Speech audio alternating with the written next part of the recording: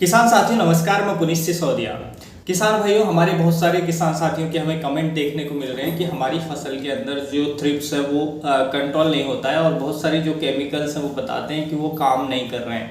तो आज के इस वीडियो में हम आपको एक ऐसे कीटनाशक के बारे में बताएंगे जो हमारा इफ्को कंपनी का आता है, जो थ्रिप्स को बहुत अच्छे से इफेक्टिवली कंट्रोल करता है। जी हाँ, हम कह सकते हैं ये वर्ल्ड बेस्ट थ्रिपिसाइड है, यानी कि थ्रिप्स को कंट्रोल करने के लिए इसको वर्ल्ड में बेस्ट माना गया है। तो हर तरह के थ्रिप्स पे बहुत ही बेहतर काम करता है। उसके साथ साथ ये हमारी फसलों पर जो और इंसेक्ट हैं, जैसे कि हमारे च्यूइंग पेस्ट हैं, जैसे कि बोरर्स हैं या इल्लियाँ हैं, तो उनको भी बहुत ही इफेक्टिवली कंट्रोल करता है। ये ब्रॉड स्पेक्ट्रम होता है, यानी कि ये बहुत सारे रोगों को कीटों को कंट्रोल करने में ये इफेक्टिव है। तो बहुत ही अच्छा इसका रिजल्ट है, इफ्को कंपनी का है, ट्रस्टेड कंपनी है। तो आज की इस वीडियो में हम ये जो आता है, इसका यदि हम नाम की बात करें तो ये आता है कॉन्तासू के नाम से, इफ्को कंपनी का। तो इफ्को के कॉन्तासू के बारे में कंप्लीट इन्फॉर्मेशन लेंगे, कौन कौन से कीटों पर काम करता है, क्या टेक्निकल होता है, क्या इसका हम कॉम्बिनेशन कर सकते हैं, फ्लावरिंग स्टेज में उपयोग करें या ना करें, और भी इसके बारे में जानकारी लेंगे, डोज क्या है। तो वीडियो काफ़ी इन्फॉर्मेटिव होगा। एक तो वीडियो को लाइक जरूर करिएगा और इसको ज़्यादा से ज़्यादा फार्मर तक पहुंचाने में हमारी हेल्प कीजिएगा, यानी कि इसको ज़्यादा से ज़्यादा शेयर कीजिएगा। और यदि आप चैनल पर नए हैं तो चैनल को सब्सक्राइब करके साथ में बेल आइकन को प्रेस कर लीजिएगा, ताकि आने वाली सभी लेटेस्ट वीडियोज़ की नोटिफिकेशन आपको समय पर मिलती रहे। तो चलिए जानते हैं। तो देखिए, इफ्को कंपनी का जो कॉन्तासू जो कीटनाशक आता है, इसके अंदर टेक्निकल की बात करें तो स्पिनेटोरम जो हमें 11.7% SC फॉर्मुलेशन में देखने को मिलता है। देखिए, ये जो कीटनाशक है ब्रॉड स्पेक्ट्रम होता है, यानी कि ये बहुत सारे कीटों को कंट्रोल करने में प्रभावशाली है। तो एक कीटनाशक से आप ब्रॉड स्पेक्ट्रम ऑफ इंसेक्ट को आप कंट्रोल कर सकते हैं। कौन कौन से कीटों को पर्टिकुलरली ये कंट्रोल करता है वो हम आगे बात करेंगे। उसके साथ साथ देखिए, इसके अंदर इंजेक्शन और कॉन्टैक्ट एक्शन होता है। इंजेक्शन यानी कि मान लीजिए हम स्प्रे कर रहे हैं और स्प्रे जिन पत्तियों पर ये हो गया, उसके बाद जो भी कीट हमारी ट्रीटेड पत्तियों को खाता है, जिन पे हम स्प्रे कर चुके हैं, तो उस कीट के पेट में जाने के बाद उस कीट को मारने का काम करता है। यानी कि इसके अंदर पेट क्रिया होती है, तो इसलिए इसको इंजेक्शन एक्शन उसको हम बोलते हैं, पेट क्रिया को।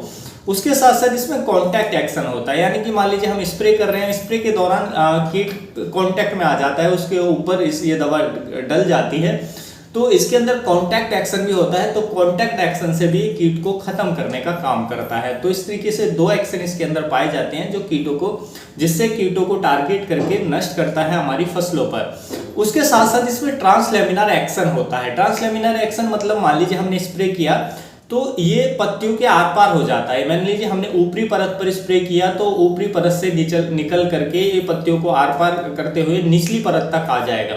तो इससे क्या होता है, जो कि ट्रांसलेमिनार एक्शन होने से क्या होता है, तो लीफ माइनर पे कंट्रोल अच्छा मिलता है, क्योंकि लीफ माइनर पे वही दवा काम कर सकती है जिसके अंदर ट्रांसलेमिनार एक्शन होता है। दूसरा, जैसे कि थ्रिप्स पे ये काम करती है, तो थ्रिप्स ज्यादातर जो पत्तियों की निचली सतह पर भी हमें देखने को मिलते हैं, तो इसलिए इसके अंदर ट्रांसलेमिनार एक्शन होना जरूरी है, तभी ये जो थ्रिप्स है उसको अच्छे से कंट्रोल कर पाएगी। तो इससे जो कीट है वो अच्छे से कंट्रोल होते हैं ट्रांसलेमिनार एक्शन होने के कारण। तो ये इसकी खास बात होती है कि इसके अंदर ट्रांसलेमिनार एक्शन होता है। अब बात करते हैं कि कौन कौन से कीटों पर कंट्रोल करने में इफेक्टिव है। देखिए, यदि हम बात करें कॉटन क्रॉप की, तो कॉटन के अंदर हमें थ्रिप्स की समस्या देखने को मिलती है, बॉलवर्म की समस्या, स्पेशली पिंक बॉलवर्म की समस्या हमें देखने को मिलती है, टोबैको कैटरपिलर की समस्या देखने को मिलती है, जो एक इल्ली होती है। तो इनको ये अच्छे से कंट्रोल करता है। इनके लिए आप इसका यूज कर सकते हैं। सोयाबीन में भी हमें इल्लियों की समस्या काफ़ी ज़्यादा देखने को मिलती है, तो सोयाबीन पे भी ये अच्छा काम करता है। पॉट बोरर जो आता है, पॉट बोरर में भी अच्छा काम करता है। उसके साथ साथ बैंगन की फसल के अंदर देखिए आपको fruit borer, suit borer, stem borer ये सब देखने को मिलता है, तो उस पर बहुत अच्छा काम करता है, फ्रूट बोरर पे, सूट बोरर पे। तो उसके लिए आप दे सकते हैं। ओकरा की फसल यानी कि भिंडी के अंदर भी हमें जो फ्रूट बोरर की समस्या काफ़ी ज़्यादा देखने को मिलती है, तो उसको बहुत अच्छे से कंट्रोल करने में इफेक्टिव है। मिर्ची के अंदर हमें थ्रिप्स की समस्या देखने को मिलती है, टोबैको कैटरपिलर की समस्या देखने को मिलती है, फ्रूट बोरर की समस्या देखने को मिलती है, तो उन पर भी इन कीटों को कंट्रोल करने में बहुत ही इफेक्टिव है। अच्छे से थ्रिप्स के साथ साथ जो मैंने कीट बताए उनको अच्छे से कंट्रोल करता है। उसके साथ साथ टमाटर के अंदर भी हमें फ्रूट बोरर देखने को मिलता है। जो हमारा लीफ माइनर कीट है वो देखने को मिलता है, थ्रिप्स देखने को मिलता है। तो टमाटर के अंदर भी इन कीटों को अच्छे से टारगेट करके नष्ट करने का काम करता है और ये लॉन्ग ड्यूरेशन तक कंट्रोल देता है, यानी कि इसका जो कंट्रोल है काफ़ी लंबे समय तक हमें देखने को मिलता है। इसकी जो रेसिडुअल एक्टिविटी होती है वो अलग अलग फसलों पे अलग अलग होती है। उसके साथ साथ देखिए चने पे ये पॉट बोरर को कंट्रोल करता है। तो ये बहुत सारी इन जो मैंने इंसेक्ट बताए, कीट बताए, इनको इफेक्टिवली कंट्रोल करता है। लीफ माइनर के साथ साथ अन्य इल्लियों को भी अच्छे से कंट्रोल करने में इफेक्टिव है। तो आप इसका यूज कर सकते हैं, किसी भी फसल के अंदर आप इसका यूज कर सकते हैं। काफ़ी अच्छे आपको थ्रिप्स के साथ साथ जो सारे कीट है वो अच्छे से कंट्रोल हो जाएंगे। यदि हम इसकी रेसिडुअल एक्टिविटी की बात करें तो देखिए इसकी जो रेसिडुअल एक्टिविटी होती है वो अलग अलग फसल के लिए अलग अलग होती है। जैसे कि हम कॉटन की बात करें, सोयाबीन की बात करें, तो उसमें लगभग 30 डेज का जो रेसिडुअल पीरियड है इसका देखने को मिलता है, यानी कि 30 दिन का।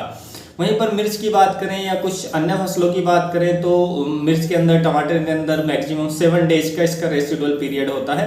उसके बाद हमें फिर स्प्रे लेना होता है। तो अलग अलग फसल पे जो रेसिडुअल पीरियड है वो अलग अलग हो सकता है। तो कोई एक मतलब इसका कोई फिक्स रेसिडुअल पीरियड नहीं होता है किसी भी इंसेक्टिसाइड का, वो क्रॉप वाइज होता है। कौन सी क्रॉप पे आप स्प्रे कर रहे हो उसी के अकॉर्डिंग जो रेसिडुअल पीरियड है वो हमें देखने को मिलता है। तो आप इसका उपयोग कर सकते हैं, बहुत ही अच्छा कीटनाशक है। लेकिन इसका जो एक नेगेटिव पॉइंट है वो ये है कि ये बहुत ज़्यादा एक्सपेंसिव है। जी हाँ, ये बहुत महंगा है। यदि मैं बात करूं स्वयं पैकिंग की कीमत की तो लगभग आपको 1200 से 1150 से 1200 रुपये की रेंज में मिलेगी। तो एक्सपेंसिव बहुत ज़्यादा है, यही इसका नेगेटिव पॉइंट है। लेकिन बहुत अच्छा है और नया भी है, ज़्यादा दिन नहीं हुए हैं इसे लॉन्च हुई है। तो कुछ नया कीटनाशक है इसलिए ज़्यादा एक्सपेंसिव है, धीरे धीरे सस्ता भी हो जाएगा। तो आप तभी इसका उपयोग करें जब आपका जो कीट है, जैसे थ्रिप्स है या अन्य कीट है, जो सस्ते कीटनाशक से वो कंट्रोल नहीं हो रहा है। मान लीजिए सस्ते जो कीटनाशक हैं वो उस पर काम नहीं कर रहे हैं और उसमें रेजिस्टेंस डेवलप हो गई है, तो तभी आप इसको चूज करें। अदरवाइज आप इसका उपयोग ना करें, क्योंकि काफ़ी ज़्यादा ये एक्सपेंसिव है। और ऐसी क्रॉप है यदि आप जो आपको हाई रिटर्न देने वाली है, यानी कि उस पर हम जो हाई रिटर्न देगी उस पर हम खर्चा भी ज़्यादा कर सकते हैं, ऐसी क्रॉप में आप उपयोग कर सकते हैं जो उसका रिटर्न हमें हाई मिलने वाला है। तो थोड़ा हम उस पर जो एक्सपेंसिव प्रोडक्ट हैं वो यूज भी कर सकते हैं। तो आप अपने बजट के हिसाब से ही चूज करें तो ज़्यादा बेटर रहेगा। और यदि हम इसकी डोज की बात करें तो देखिए इसकी जो डोज हमें रखनी होती है 180 ml पर एकड़ के हिसाब से रखनी होती है, यानी कि 180 ml को 200 लीटर पानी में मिलाकर आप 1 एकड़ की फसल में उपयोग कर सकते हैं। तो जो भी मैंने कीट बताए उन पे ये बहुत ही अच्छे से कंट्रोल दे देता है। तो काफ़ी अच्छा है जो कीटनाशक है, कीटों को कंट्रोल करने में काफ़ी इफेक्टिव है, लेकिन थोड़ा एक्सपेंसिव जरूर है। तो उम्मीद है किसान भाइयों जो आज की जानकारी है आपको अच्छी लगी होगी। जानकारी अच्छी लगी तो वीडियो को लाइक कीजिएगा, ज़्यादा से ज़्यादा फार्मर के साथ इसे शेयर कीजिएगा ताकि उन तक भी ये जानकारी पहुंच सके। मिलूंगा मैं आपको एक और नई वीडियो में नई जानकारी के साथ, तब तक के लिए आप अपना ख्याल रखिएगा। धन्यवाद।